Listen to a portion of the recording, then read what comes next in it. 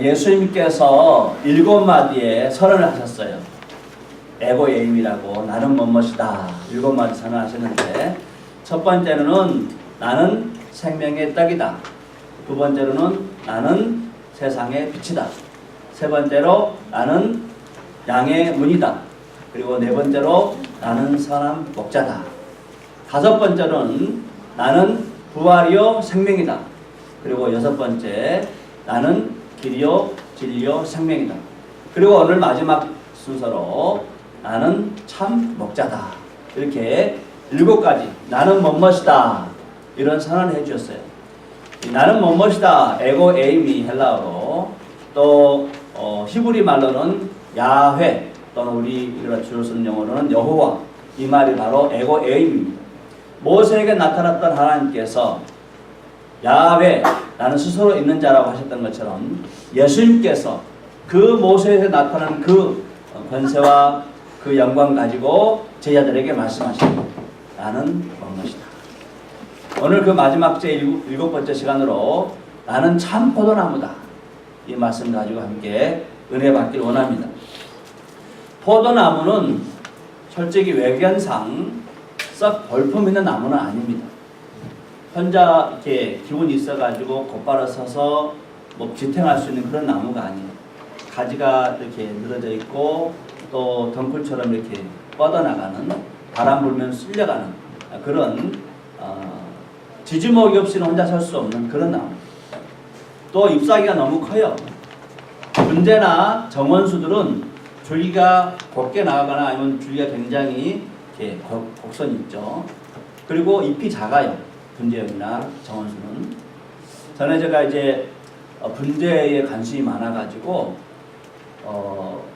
소나무를 이렇게 잎을 작게 하는 그런 것을 배웠어요. 그걸 단엽법이라고 그러는데 소나무 잎이 이렇게 길지 않습니까? 그래서 이렇게 작게 만들어요. 분재에다가 올려놓으려면 잎이 길면 보기에 흉하잖아요. 그래서 작게 만들어요. 그것은 새순이 이렇게 올라올 때 그것을 몇 번 끊어주는 거예요.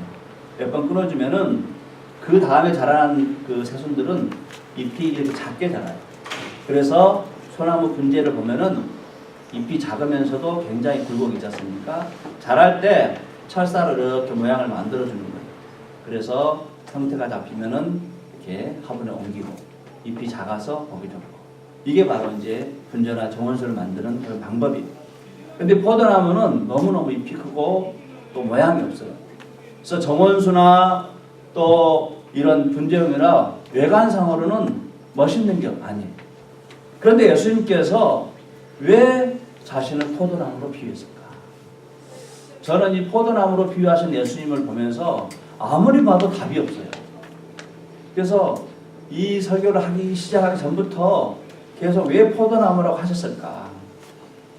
다른 볼품 있는 나무도 많은데 백향목도 있고 감람나무도 있고 너무나 좋은 아름다운 나무들이 많은데 왜 포도나무 볼품 없이 바람 불면 쓸려다니고 잎도 너무나 부담스럽게 큰 포도나무로 비유하셨을까?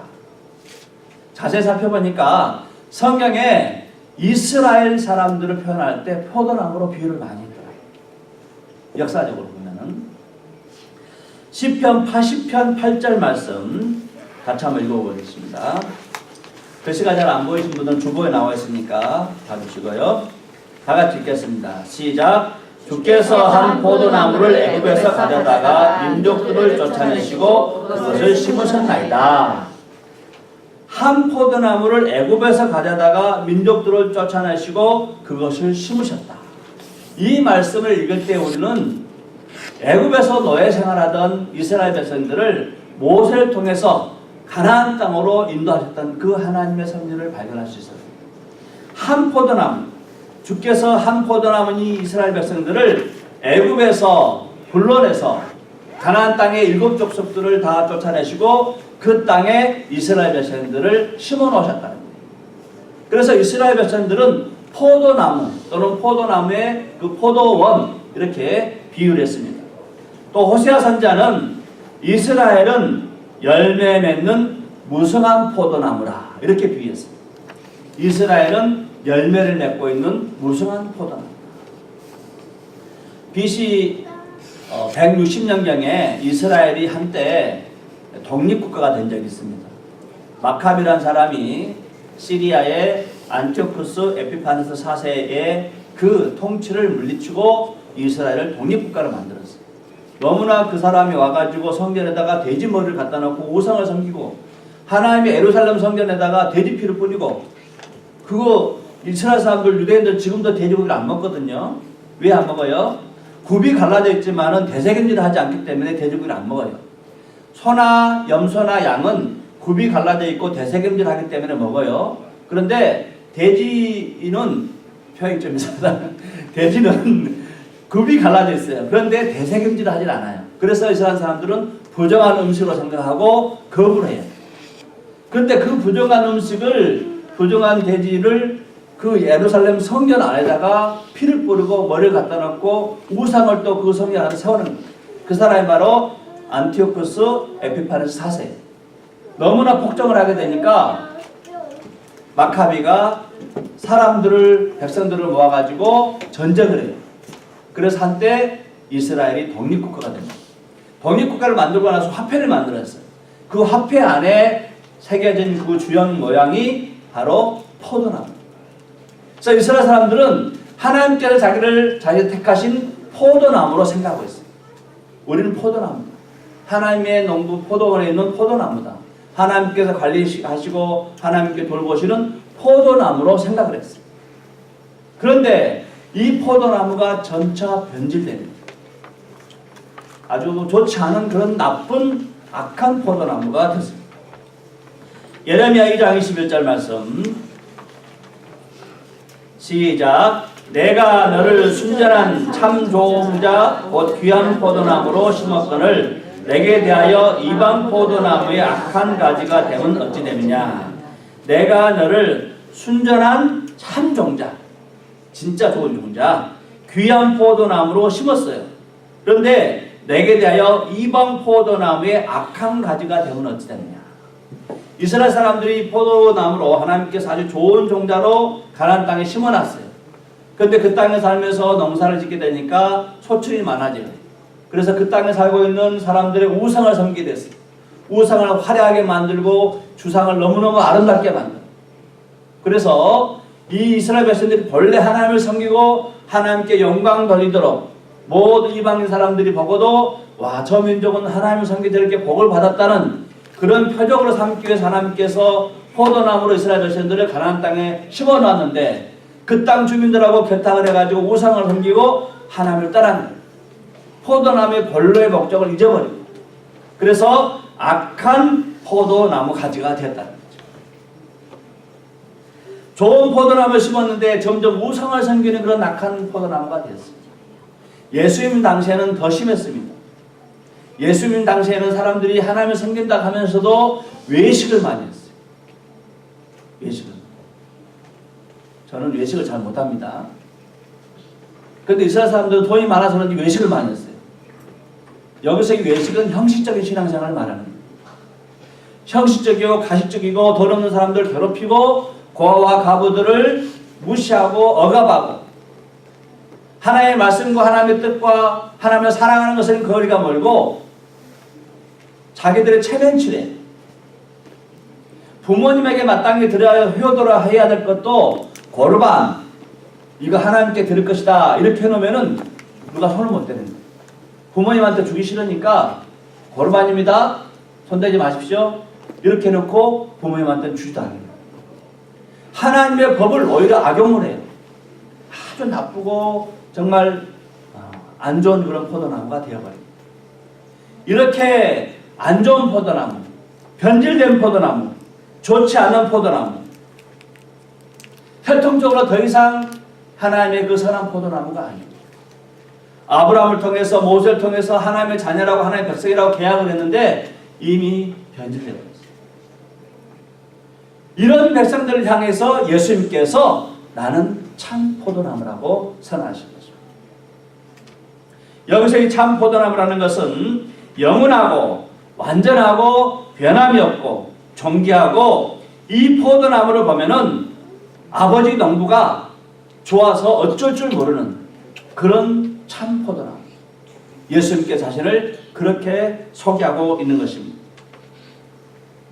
그런데 예수님께서 제자들에게 왜 내가 참 포도나무라고 자신을 소개했을까? 예수님이 자신이 참 포도나무라고 소개했던 이유가 무엇일까? 이미 이스라엘 사람들은 다 악한 포도나무, 보잘것없는 포도나무, 먹지 못한 포도나무가 되었어요. 그런데 제자들에게 왜 내가 참 포도나무라고 말씀했을까? 그것은 제자들이 악한 포도나무라 할지라도 들포도나무라 할지라도 참 포도나무에 그 가지를 접붙이면은 참 포도나무의 가지가 될 수 있기 때문에 그렇습니다. 아무리 악하고 보잘것없는 포도나무라 할지라도 접붙이면은 잘라가지고 붙여놓고 감아놓으면은 참 포도나무의 가지가 될 수 있어요. 예수님께서 제자들에게 내가 참 포도나무를 한 이유가 거기에 있습니다. 너희가 내게 접붙임을 받기만 하면 너희도 참 포도나무의 가지가 될 수 있어요.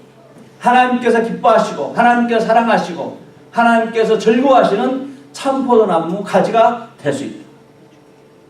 이 가지가 될 수 있는 것은 혈통으로나 족보나 외형적이나 주변 것으로는 될 수 없어요. 오직 예수 그리스도를 개인의 구주로 영접하는 사람만 참 포도나무의 가지가 될 수 있어요. 요한복음 1장 12절 13절 말씀 같이 한번 보겠습니다. 요한복음 1장 12절 13절 시작. 영접하는 자, 곧 그 이름을 믿는 자들에게는 하나님의 자녀가 되는 권세를 주셨으니 이는 혈통이나 육적으로나 사람의 뜻으로 나지 아니하고 오직 하나님께로부터 난 자들입니다. 부모님이 아무리 신앙생활 잘해도 개인이 예수를 영접하지 않으면 아무 소용이 없어요. 부모님이 4대 5대 신앙생활한 믿음의 가문이 있지라도 개인이 예수를 구주로 고백하면 참 포도나무의 가지가 될 수 없어요. 오직 영접하는 자, 곧 그 이름을 믿는 자들에게는 하나님의 자녀가 되는 권세를 줬어요. 이는 혈통, 부모가 예수 믿어서 내가 하나님의 자녀가 되는 것이 아니에요. 육적으로 되는 것이 아니에요.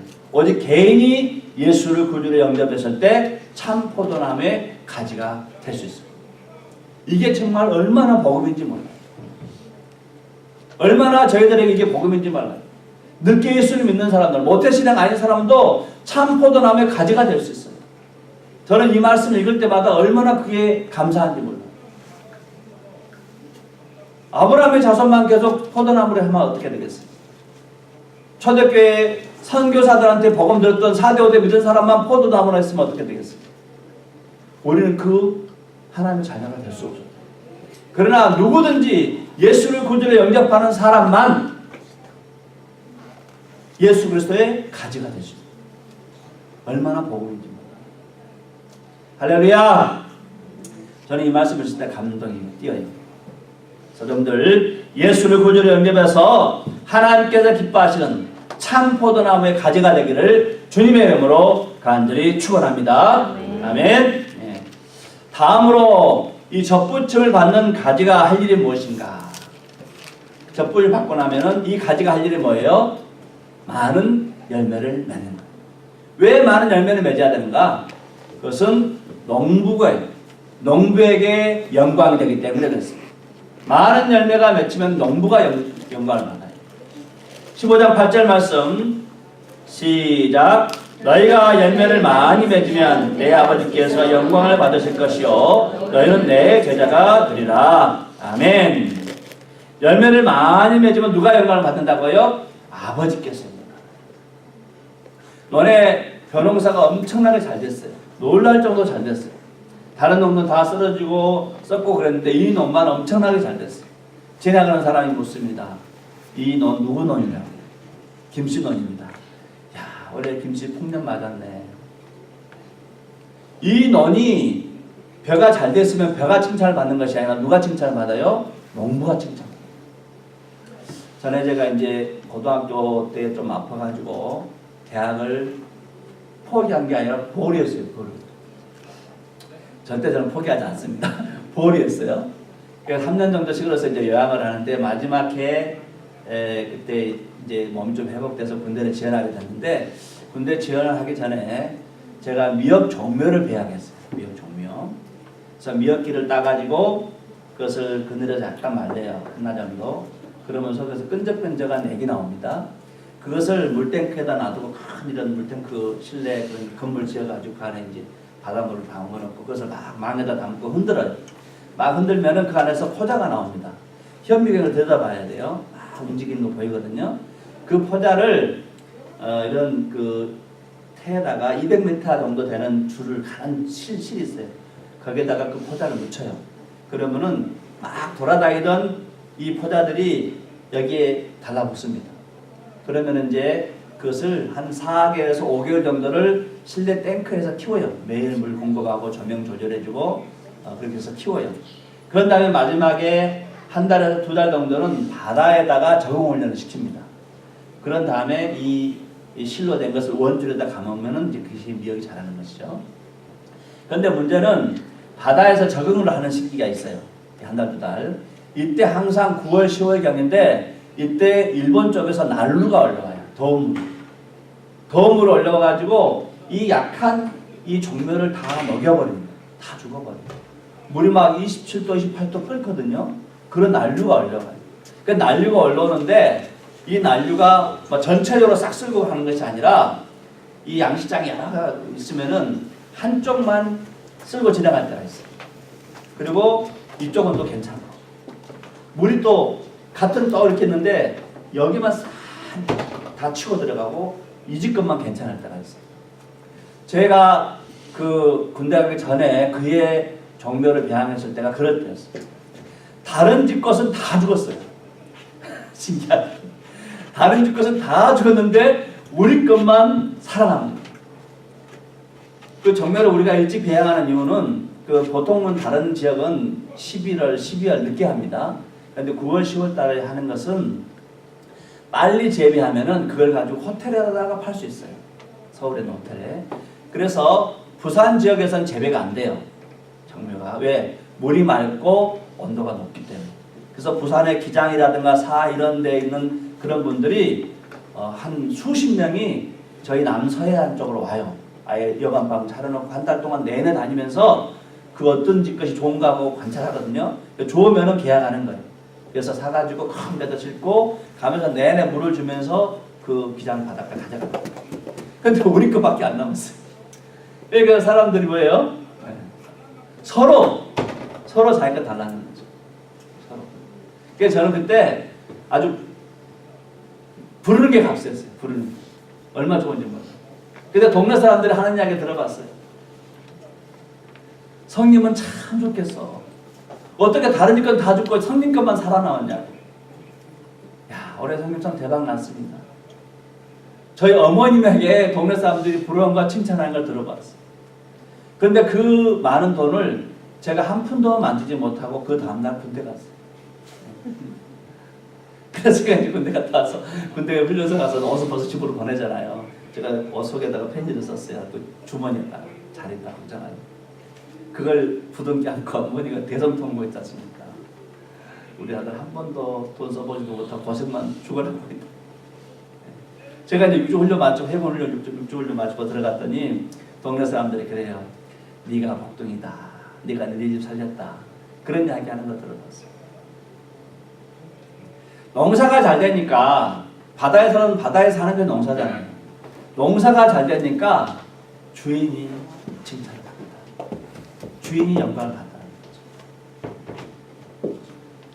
마찬가지입니다. 우리가 열매를 많이 맺으면은 하나님 아버지께서 영광을 받으세요. 예수님께서 이 땅에 사실 때, 이 땅에 계실 때 왜 그렇게 잠도 못 주무시고 수많은 사람들을 치료하고 고치고 애를 쓰셨을까? 그것은 하나님 아버지께 영광을 돌리기 위해서 그렇습니다. 마태복음 15장 31절 말씀 같이 읽어봅시다. 시작. 말 못하는 사람이 말하고 장애인이 온전하게 되고 다리 저는 사람이 걸으며 맹인이 보는 것을 우리가 보고 놀랍게 여겨 이스라엘의 하나님께 영광을 돌립니다. 말 못한 사람이 말하게 되겠다. 에바다 하니까 막 눈도 열리고 막 귀도 열리고 입도 열리고. 또 장애인이 온전하게 돼요. 38년 누웠던 사람이 그냥 일어나게 되고 나병 환자들이 치유하게 되고 다리 절고 앉아있던 사람들이 일어나게 되고 또 앞을 보지 못하는 맹인들이 앞을 보게 돼요. 그런 수많은 일들을 하게 되니까 이스라엘 사람들이 뭐예요? 이스라엘에 하나님께 영광을 돌린다. 예수님께서 많은 열매를 맺게 되니까 사람들이 하나님께 영광을 돌립니다. 가지가 하는 일이 바로 이렇습니다. 열매를 많이 맺는 거예요. 그런데 문제는 누가 열매 맺고 싶어서 못 맺나요? 안 열리니까 그렇잖아요. 예수님께서 그런 장치도 다 해놓으셨어요. 말씀 속에. 어떻게 하면 많은 열매를 맺게 될 것인가. 15장 4절 말씀 같이 읽어봅시다. 시작. 내 안에 가라. 나도 너희 안에 가리라. 가지가 포도나무에 붙어있지 아니하면 스스로 열매를 맺을 수 없음 같이 너희도 내 안에 있지 아니하면 그러하리라. 열매를 많이 맺을 수 있는 비결 뭐예요? 예수님 안에 있는, 예수님께 붙어있는. 오늘 이 말씀 가운데 4절부터 8절까지 말씀 보면은 거의 모든 구절마다 안에라는 말씀이 반복되고 있어요. 안에가 알아, 안에 있으라, 내 말에 있으면 안에. 계속 안에라는 말씀을 구절마다 반복하고 있어요. 왜? 예수 안에 있는 것이 좋은 열매 맺는 비결이기 때문에 그렇습니다. 예수를 떠나면 아무것도 할 수 없어요. 포도나무 가지가 나무를 떠나서는 아무 열매를 맺을 수 없음 같이 우리가 제자들이 하나님께 영광을 돌리려고 많은 열매를 맺으려고 그러면은 예수 안에 있어요. 예수 안에. 예수를 떠나서는 아무도 할 수 없어요. 가지가 나무에 붙어 있기만 하면은 그때부터 필요한 모든 것을 공급받을 수 있어요. 물이 필요하면은 물을 공급하고 또 영양분이 부족하다 그러면은 나무가 가지에 영양분을 공급해줘요. 또 농부는 가만히 있습니까? 농부는 물을 주고 거름 주고 벌레 잡아주고 잡초가 나면은 잡초 뽑아주고 바람이 불면은 방풍을 해줘요. 부지런히 잠을 안 자고 농부는 열매 맺도록 수고하고 애쓰는 거예요. 중요한 것은 가지에 달라붙어야 됩니다. 가지를 떠나서는 아무것도 할 수 없어요. 물고기가 물을 떠나서는 아무것도 할 수 없듯이 가지도 나무를 떠나서는 아무것도 맺을 수 없어요. 저는 유튜브 동영상을 보니까 미국이에요. 미국 큰 호수가 있는데 미국 사람들은 잉어를 안 먹지 않습니까? 어떤 사람들이 한국 이런 데 동양에서 잉어를 갖다가 풀어놨는가 봐, 그 호수에다. 근데 이 호수가 잡질 않으니까 잉어떼가 너무너무 많아요. 보트가 지나가는데 한 30분 정도 보트가 지나가요. 그런데 그 30분 지나가는 동안에 배가 가득 찼어요. 잉어. 배가 지나가니까 이 잉어들이 뛰는 거예요. 주변에서 막 뛰어요. 뛰어가지고 다 배로 날아들어요. 이렇게. 지나가기만 해요. 배는. 배로 지나가면 하는데 나중에 30분 지나니까 아주 넘치도록 거기가 넘치도록 그 배 안으로 뛰어들어가지고 물을 떠나고 뛰는 건 좋은데 뛰다가 어떻게 될 수 있다고요? 죽을 수가 있는 거예요. 가지가 나무에 붙어있듯 싫다고 그렇게 나무로부터 오는 것을 거부하고 생명력이 오는 것들을 막으면은 나무가 말라 비틀어서 나중에 어떻게 돼요? 땔감이 됩니다. 인류의 조상 아담과 하와가 그랬습니다. 하나님으로부터 영원한 생명력이 있는데 그 영원한 생명을 머리하고 사탄이 주는 것을 쏘았습니다. 사탄이 주는 걸 가까이 했어요. 하나님을 멀리하고 하나님께서 떠났습니다. 그랬더니 어떻게 했어요? 영원한 생명이 차단되고 죽음을 가져오고 자기만 죽는 것이 아니라 그 모든 후손들도 다 죽게 됐어요. 그런데 예수님을 통해서 참 포도나무이고 영원한 생명인 예수님을 통해서 그 가지에 접붙임을 되면은 다시 영원한 생명을 누리게 되는 것입니다. 사랑하는 성도 여러분들, 예수 안에 붙어 있기를 주의 이름으로 간절히 축원합니다. 예수를 떠나서는 아무것도 할 수 없어요. 문제는 예수 안에 있다고 하는데 이 보이지 않는 예수를 우리가 어떻게 예수 안에 있을까? 예수는 우리가 볼 수 없잖아요. 예수를 볼 수가 없는데 이 볼 수 없는 예수님 안에 어떻게 붙어 있나 이거죠. 예수님께 참포도나무를 하는데 이 참포도나무가 어디 있는지 우리가 알아야 달라붙이죠. 없잖아요. 참포도나무는 참포도나무인데 예수님이 지금 우리 눈에 안 보이잖아요. 근데 어떻게 예수님께 우리가 달라붙어 있고 예수님 안에 있을 수 있을까? 우리 이 요한복음 15장에 읽다 보면요, 얼마나 예수님이 우리에게 아주 디테일하게 상세하게 그 열매 맺는 방법을 말씀해 줬는지 몰라요. 요한복음 15장 7절 말씀 같이 읽어봅시다. 15장 7절 시작. 너희가 내 안에 거하고 내 말이 너희 안에 거하면 무엇이든지 원하는 대로 구하라. 그리하면 이루리라. 아멘. 얼마나 놀라운 말씀인지 몰라요. 너희가 내 안에 거하고 내 말이 너희 안에 거하면, 예수님의 말씀 안에 거하게 되는 것, 이것이 바로 예수님 안에 있는 것, 예수님께 달라붙는 것. 예수님의 말씀을 묵상하고 예수님의 말씀을 순종하고 예수님께 뜻을 구하면은 그것이 바로 예수 안에 있는 거예요. 왜? 예수님은 말씀이잖아요.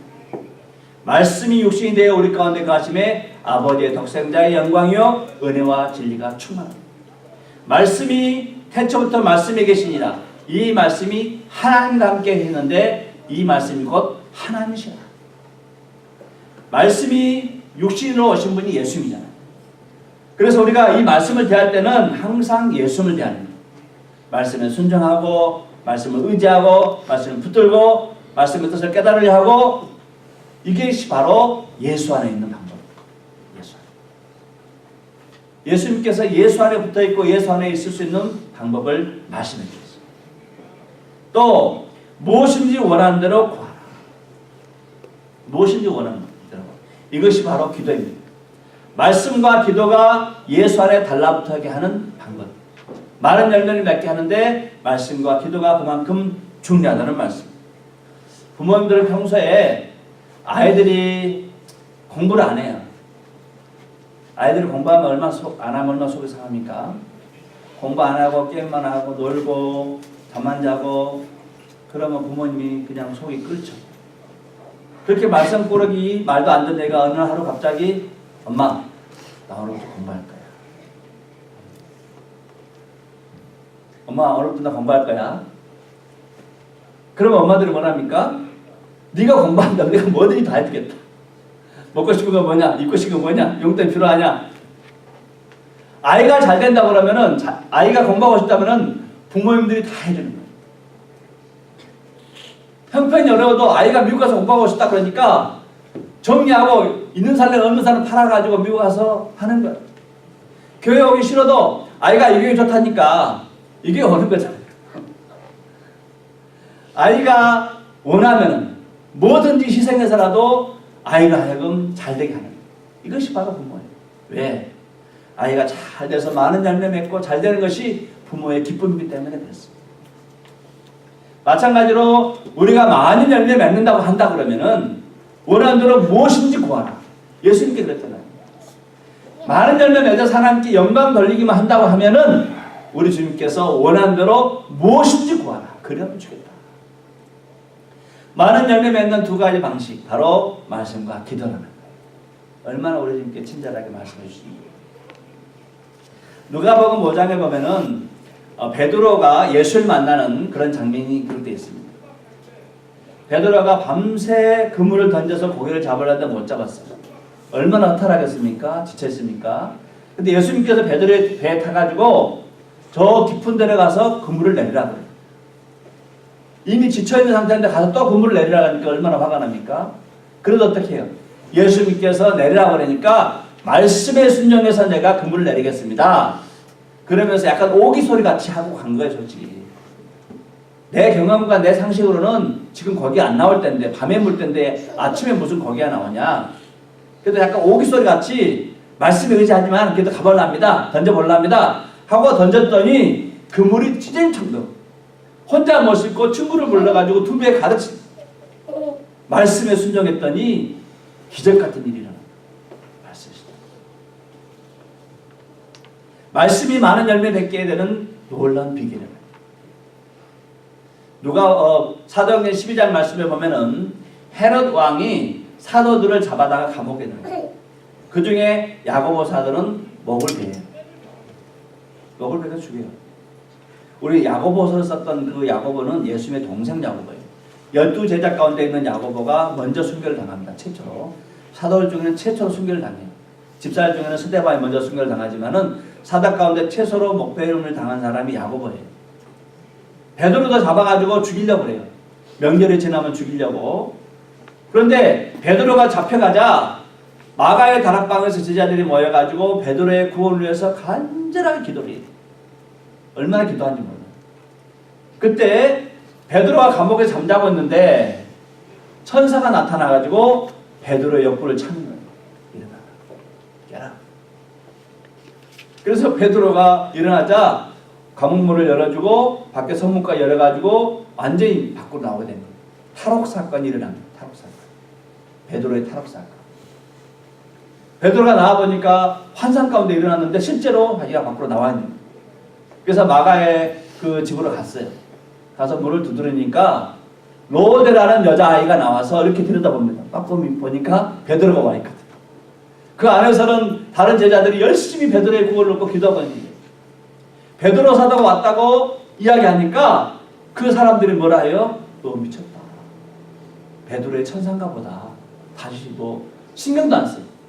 계속 문을 두드리니까 그때서야 문을 열어봐요. 정말 누가 와 있어요? 베드로가 와 있어요. 왜 베드로를 하나님께서 그 기적적인 방법으로, 특별한 방법으로, 초자연적인 방법으로 감옥문을 열기 위해서 나오게 하셨을까?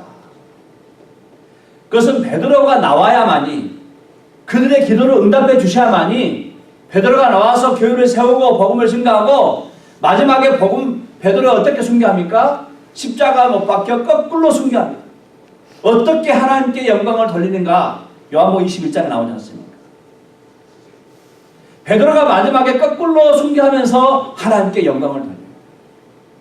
베드로가 감옥에서 나와서 많은 곳에 다니면서 복음을 증거하고 교회를 세워야 되고 하나님께 영광을 돌려야 되기 때문에 하나님께서 간절히 기도하는 그 베드로의 그 제자들의 기도를 들어주십니다.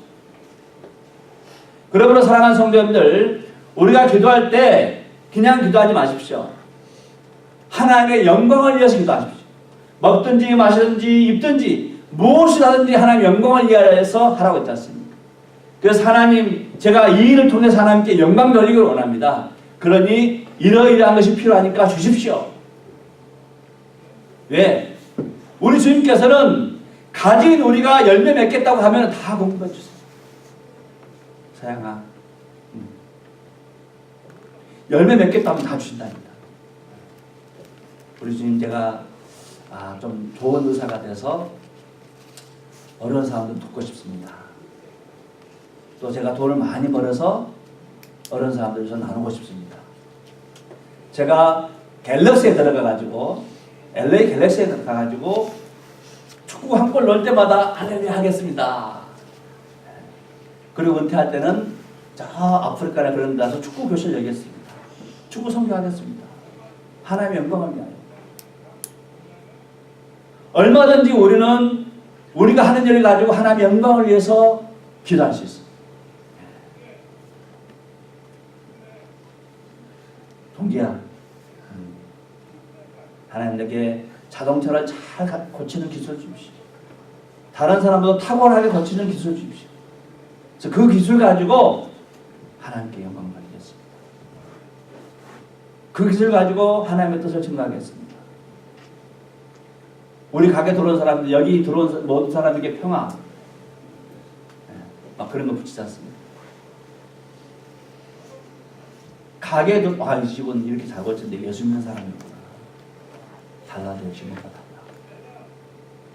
우리가 구할 때 하나님의 영광을 위해서 구하십시오.